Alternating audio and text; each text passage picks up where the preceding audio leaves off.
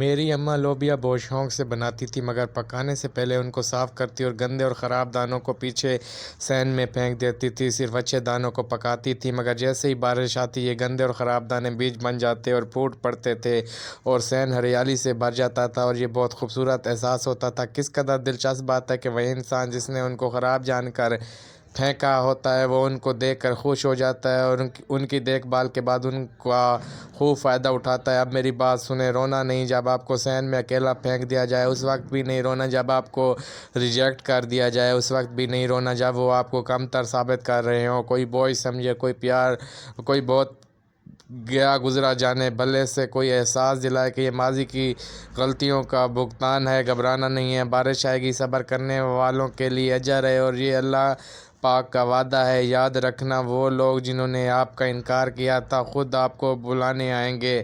اللہ پاک اپنے بندوں سے بہت محبت کرتا ہے اور وہ رحمت کرے گا، بس اس سے جڑے رہنا۔ عنقریب سب دیکھ لیں گے کہ آپ کس قدر قیمتی اور انمول تھے۔ مشکل میں خود کو سنبھالیے اور دوسروں کا سہارا بننے کی کوشش کیجیے۔ اللہ تبارک و تعالیٰ سے دعا ہے کہ اللہ تعالیٰ ہمیں دنیا اور آخرت میں خیر کثیر عطا فرمائے اور نیک کام کرنے کی توفیق عطا فرمائے۔